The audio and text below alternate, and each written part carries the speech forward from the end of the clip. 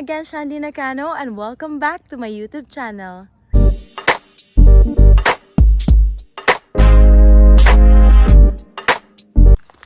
Hi guys! Nandito ako ngayon sa Jindanooka Park, which is the Hills of Humanity, with my churchmate. And ngayon, samahan nyo kami at tuklasin kung ano yung mga nandito ngayon. So tara!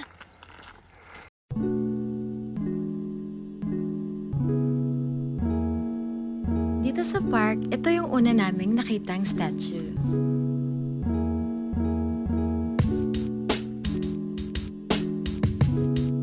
And dito naman na side, ito yung Yaozi Town Map. Dito mo makikita ang magagandang lugar na pwede mong puntahan dito sa Yaozi. And itong statue na to, he is Dr. Albert Schweitzer. He established medical facilities in Equatorial Africa, where he devoted himself to the treatment and support of the Aras people.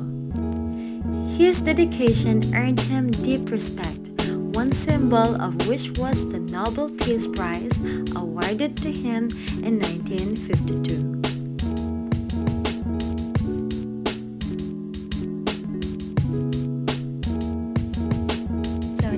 Pupunta kami sa kabilang side ng park.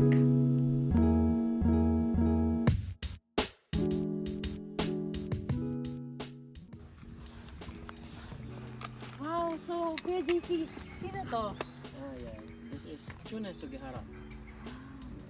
He is a Japanese ambassador to Lithuania, and he wrote 6,000 visas for Jewish people during the Nazi Germany war.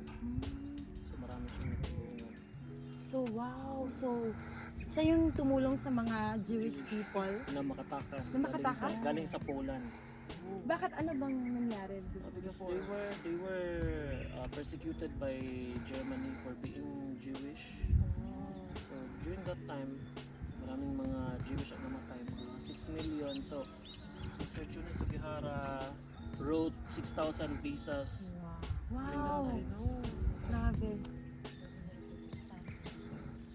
So, ang dami niyang natulungan before. Talaga. That's amazing. So, let's go.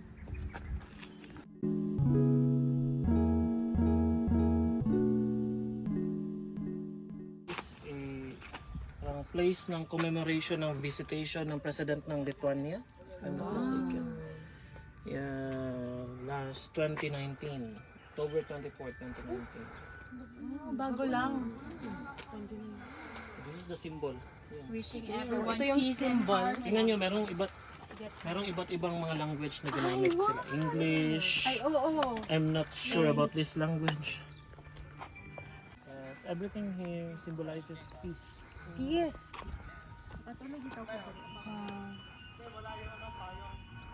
So, tara. Puntahan natin. Very relaxing. Grabe. Parang ang sarap matulog dito. Pwede ka mag-camp din. Ay, mag-camp, mag-picnic.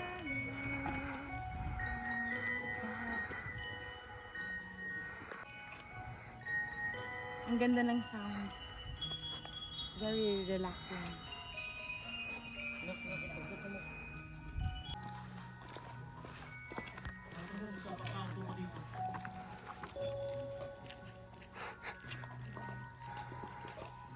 Dito ako sa gitna ng Parang nag-float lang siya. Sige, go. Picture na. Center ka, center. Picture time.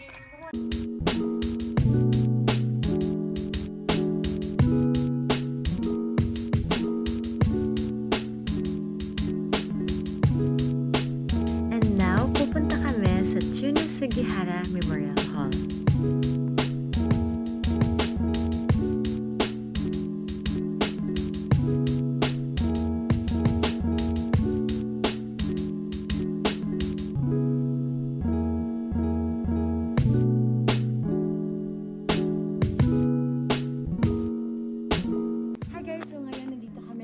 Symbol Monument, pero bawal yung video and picture, so sasabihin ko na lang kung ano yung mga nakikita ko dito.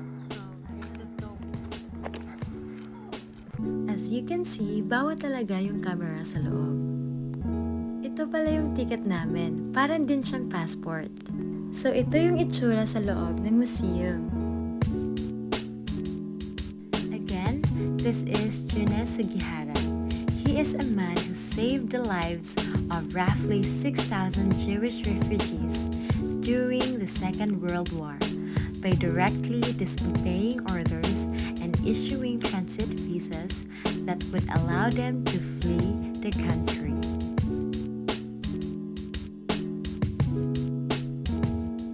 So dito nakalagay lahat ng names ng Jewish people na nabigyan ng visa ni June Sugihara. Grabe, sobrang dami, di ba?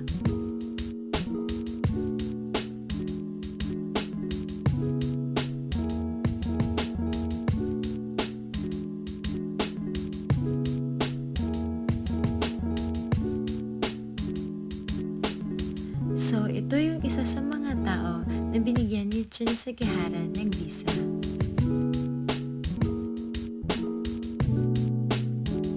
June Sugihara Memorial Hall is located in Yaotsucho, where he was born.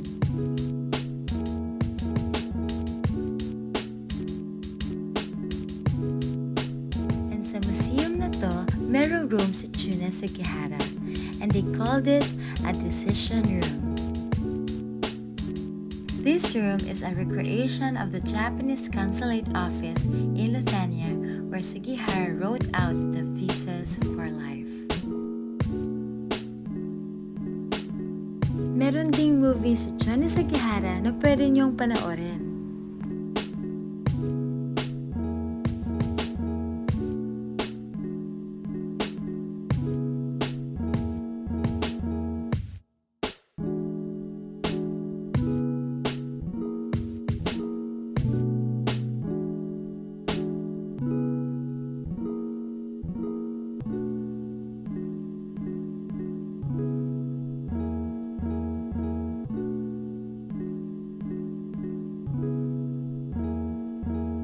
So, ayun guys, grabe yung mga nakita namin. And Kuya JC will explain everything kung ano yung nakita namin sa loob. Kuya JC? Okay, so sa loob nakita namin kung ano yung mga nagawa ni Mr. June Sugihara Yes. and about sa mga natulungan niyang mga Jewish noong time na yon. Grabe, sobrang dami. So, ayun guys, I'll gonna ask them kung ano yung natutunan nila sa tour namin ngayon. Let's go! Hi! So, ano yung masasabi nyo sa nakita nyo kanina sa loob? And ano yung na-learn? Ganyan. Go, Jane. Ako, amazing yung story before. 'Di ba it's connected din sa Christian, sa life ng mga Jews at saka nung sa German talaga. And ang grabe, sobrang Speechless. Speechless, nakakaawa yung dati, but sino nga yun yung hapon na tumulong? Chune. Oh, Chune, yun. Chune Grabe Sugihara. yung puso niya, no, kahit hindi siya Christian, but tumulong siya, ginamit siya ni Lord para gumawa ng 6,000 visas para lang makatulong dun sa mga Jews para maka-alis, maka-escape. Ikaw, te, hindi ko na alam. Sobrang nakaka-speechless talaga. Sobra. Yung mga nakita namin doon, talagang literal. Grabe yung mga pictures na talagang nandun yung mga dead bodies. Ikaw ate. Na-feel ko talaga sobrang devastating yung story. Parang hindi mo talaga ma-imagine na ganun kadami yung namatay before nung days ni Hitler. So, grabe, even mga bata, matatanda, babae, lalaki, wala silang pinili. Sobrang na-amaze ako sa life ni June Sugihara kasi hindi mo ma-imagine, he is a Japanese but Yes. meron siyang talagang heart na To help people. Yeah, kaya siya naging part din siya talaga sa history no ng Japan na naging parang naging hero talaga siya. And sobrang amazing yung lalo na sa museum, malalaman mo yung lahat yung information, ano talagang exact na nangyari. And wala, I'm so speechless talaga. So parang, pero Thankful ako for today na marami tayong natutunan, no? Nag-enjoy Sobrang tayo. importante din ito and para din alam natin yung kung saan tayo, no? Alam natin yung position natin as a Christian and Totoo. malalaman natin talaga ano yung pag-pray pa natin. No? At saka yung persecution na sinasabi compare before parang sobrang Totoo. chill lang natin Literal ngayon. talaga, Yun talaga yun yung talaga totoong yung persecution real talaga. na persecution. Yung ngayon kasi na persecution is like emotional, mental, Emotion. but noon is very physical. Patayan talaga. Massacre parang Kaya ganun. bawal sa loob yung camera, yung Yes. pictures kasi may mga dead bodies and imagine Sensitive. nakapile yung mga katawan nila. Yes, Grabe. So, ayun. Thankful pa rin kay Lord. Yes. At saka nag-enjoy tayo sa ating Yes. tour. Yes, salamat Grabe. for this opportunity na And natutunan ko din sa tour natin ngayon is si Jonas Sugihara is hindi siya Christian. Pero Yeah. talagang ginamit siya ni Lord to help people. And na-learn ko is how much more tayo ng mga Christians. At God can use us Yes. no to help people, especially sa mga taong hindi pa nakakilala kay Lord. So, gawin natin tong opportunity na kami dito na sa Japan. No, we really pray that God will use us no to really share the gospel, especially sa mga Japanese people. So, ayan. And so, we have to pray each other talaga. Kung saan ka man na country ngayon, kung sino yung nanonood ngayon, pray for the Lord, no? Kahit ikaw, kung saan ka, gagamitin ka din, Lord. Yes. So, dahil we are strangers of this world, we have a purpose. Ano yung purpose natin? To know Him and to make Him known. Yes, true. That's our vision. Yes. So, ayan, thank you, girls. To God be the glory. To God be the glory. God bless. Thank you, Jesus. Yay. So, ayan guys, this is our last destination dito sa park na to. Ayan. Makikita natin mayroong tatlong bells. Ayan.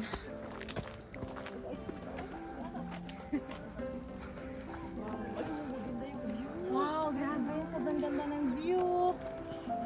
So, pwede natin yung patunugin. Ayan. Si ano yung, ano tong bell na to? It symbolizes peace. I'm not sure, but so when you ring this bell, declare peace. Oh, when you ring this bell, you have to declare peace. So, yan. 1, 2, 3, go.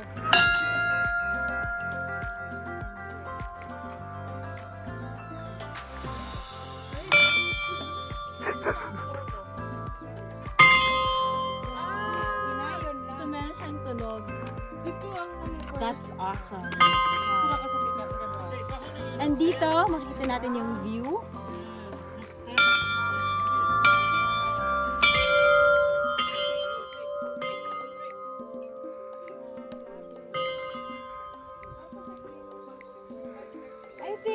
I think ito yung lugar ng Yaozi.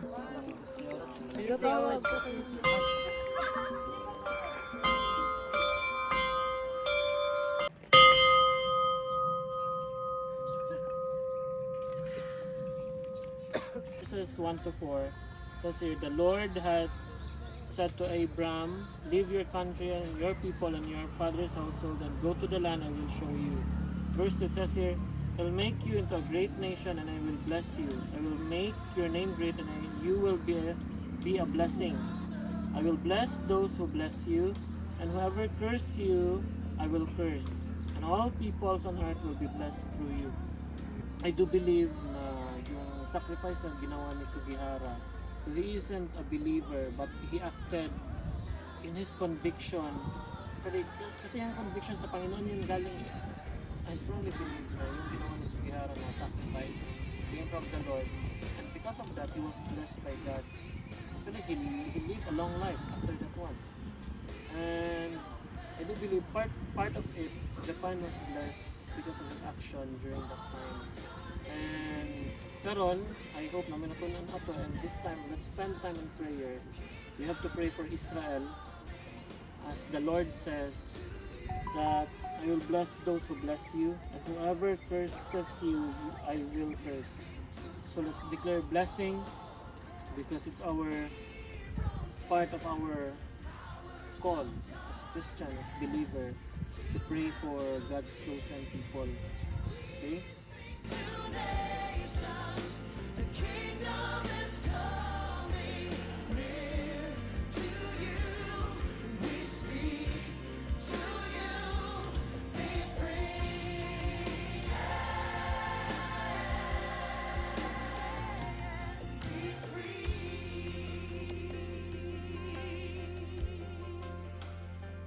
And we shout to the north, shout to the south, to the east and the west. Hear the sound.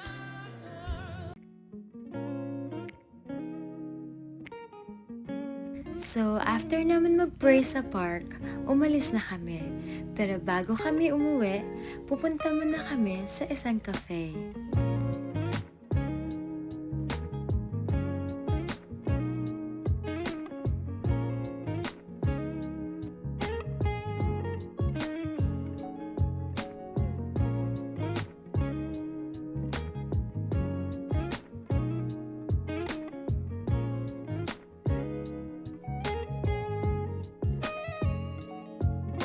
So, nandito na kami sa cafe.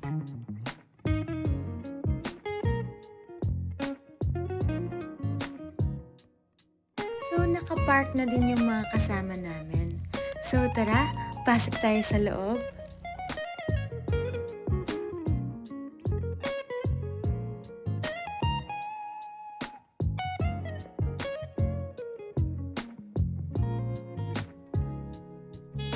Wow, sobrang cute ng cafe. Actually, it's a cabin cafe. And I really like it and I love this place dahil napaka-refreshing niya. And ang sarap tumambay dito the whole day.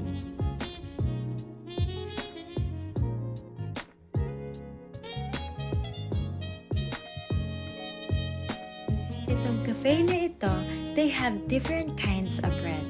And pag nakita mo yung bread nila, parang gusto mong kainin lahat. As you can see, nalilito yung mga ka-churchmate ko kung ano yung kakainin nila dahil sa sobrang dami.